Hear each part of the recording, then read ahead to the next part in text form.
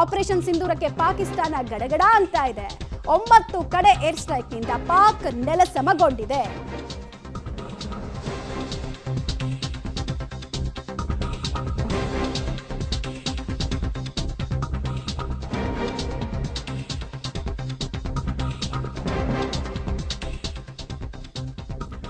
So ಗಮನಿಸ್ತಾ ಇದ್ರಿ ನೀವು, ದಾಳಿ ಬಳಿಕ ಮುಜಾಫರ್ಬಾದ್ನಲ್ಲಿ ವಿದ್ಯುತ್ ಕೈ ಕೊಟ್ಟಿದೆ. ವಿದ್ಯುತ್ ಕೈ ಕೊಡ್ತೋ ಅಥವಾ ಅದನ್ನು ಕೂಡ ನಾವೇ ಕಟ್ ಮಾಡಿದ್ವೋ ಈ ಕ್ಷಣಕ್ಕೆ ಹೇಳಕ್ ಆಗಲ್ಲ ನಿಮಗೆ. ಕತ್ತಲಲ್ಲಿ ಮುಳುಗಿದೆ ಇಡೀ ಮುಜಾಫರ್ಬಾದ್ ಇದೆಯಲ್ಲ, ಇದು ಉಗ್ರಗಾಮಿಗಳ ಹೆಡ್ ಕ್ವಾರ್ಟರ್ಸ್ ರೀತಿ ಇದ್ದಂತಹ ಜಾಗ. POK ಭಾಗದಲ್ಲಿ ಬರ್ತಾ ಇದ್ದಂತಹ ಜಾಗ. ಇಲ್ಲಿಂದ ಡೈರೆಕ್ಟ್ ಆಗಿ ಉಗ್ರರ ರಿಕ್ರೂಟ್ಮೆಂಟ್ ಆಗ್ತಾ ಇತ್ತು, ಅಂದರೆ ಭಯೋತ್ಪಾದಕರ ನೇಮಕಾತಿ ಆಗ್ತಾ ಇತ್ತು. ಈಗ ಅದನ್ನೆಲ್ಲ ಅವರನ್ನೆಲ್ಲರನ್ನೂ ಕೂಡ ಅವ್ರದ್ದು ಜನ್ನತ್ ಇದೆಯಲ್ಲ ಅಲ್ಲಿ ಕಳಿಸೋ ಕೆಲಸ ಆಗಿದೆ. Okay fine. ಡೀಟೇಲ್ಸ್ ಕೊಡ್ತಾರೆ ವಿಂಗ್ ಕಮಾಂಡರ್ ಸುದರ್ಶನ್ ಸರ್. ನೀವು ಆಗ್ಲೇ ಹೇಳ್ತಾ ಇದ್ರಿ ಆಕಾಶ್ ಮಿಸೈಲ್ ಬಗ್ಗೆ ಹೇಳ್ತಾ ಇದ್ರಿ, ಮುಂದುವರಿಸಿ. ಅದ್ರ ಜೊತೆಗೆ ಈಗ ಅವ್ರು ಹೇಳ್ತಾ ಇದ್ದಾರೆ, ಬಾಯ್ ಬಡ್ಕೊಳ್ತಾ ಇದ್ದಾರೆ ಸರ್ ಪಾಕಿಸ್ತಾನದವರು, ನಾವು ಕೂಡ ರಿಟಾಲಿಯೇಟ್ ಮಾಡ್ತೀವಿ, ಪ್ರತೀಕಾರವನ್ನು ತೀರಿಸ್ಕೊಳ್ತೀವಿ ಅಂತ. ತೀರಿಸ್ಕೊಳ್ಳೋದಕ್ಕೆ ಅವಕಾಶ ಕೊಡುತ್ತಾ ಭಾರತ? ಒಂದು ವೇಳೆ ಪ್ರಯತ್ನ ಪಟ್ಟರೆ ಯಾವ ಭಾಗದಲ್ಲಿ ಪ್ರಯತ್ನ ಪಡ್ಬೋದು ಅನ್ನೋ ಒಂದು ಅಂದಾಜು ನಿಮಗೆ ಅಂತ. ಈಗ ನೋಡಿ, ನಾವು ಆಕ್ರಮಣ ನಡೆಸಿದ್ದು ಉಗ್ರವಾದಿಗಳ ಅಥವಾ ಭಯೋತ್ಪಾದಕರ ತಾಣಗಳಲ್ಲಿ. ಈಗ ಪಾಕಿಸ್ತಾನ ರಿಟಾಲಿಯೇಟ್ ಮಾಡ್ತು ಅಂದರೆ ಏನು ಟಾರ್ಗೆಟ್ ಸೆಲೆಕ್ಟ್ ಮಾಡ್ತಾರೆ? ನಮ್ಮಲ್ಲಿ ಯಾವುದು ಭಯೋತ್ಪಾದಕ ತಾಣಗಳಿಲ್ಲ. ಹಾಗಾದರೆ ಇವರು ಸೆಲೆಕ್ಟ್ ಮಾಡೋದು ಯಾವುದೋ ಮಿಲಿಟರಿ ಟಾರ್ಗೆಟ್ ಅಂದರೆ ಅಲ್ಲಿಗೆ ಅವ್ರು ಹೇಳಿದ್ರಲ್ಲ, ಆಪರೇಷನ್ ಸರ್ವನಾಶ್ ವಿಲ್ ಸ್ಟಾರ್ಟ್. ಯಾಕಂದರೆ we are not violated the convention, we have only targeted the terrorist hideouts.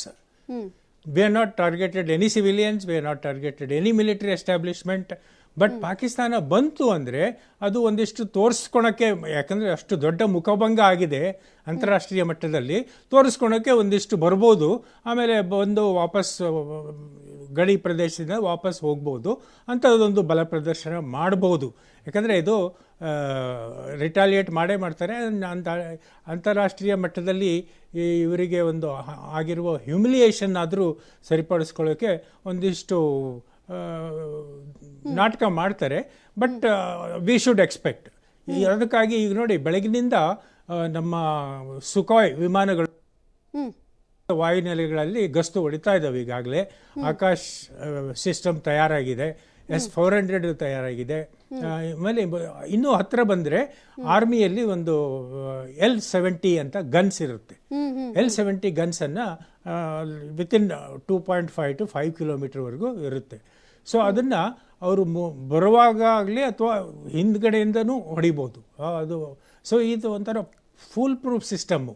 ಒಂದು ರೆಡಾರ್ ತಪ್ಪಿಸ್ಕೊಂಡ್ರೆ ಇನ್ನೊಂದು ರೆಡಾರ್ ತಪ್ಪಿಸ್ಕೊಂಡ್ರೆ ಇನ್ನೊಂದು, ಆ ಥರ they can never successfully carry out attack on military establishment. Not only military establishment, ಇವು ಒಂದು vital areas and vital points ಅಂತ ಹೇಳ್ತೀವಿ, VAs ಆ್ಯಂಡ್ VPs ಅಂತೇಳಿ. ಈಗ ನೋಡಿ, ತಾರಾಪುರ್ ಅಟಾಮಿಕ್ ಸ್ಟೇಷನ್ ಇದೆ. It can be easily approached by Pakistani aeroplanes hugging the sea and ಇದು ಇರೋದೇ ಒಂದು very close to coastline of Mumbai.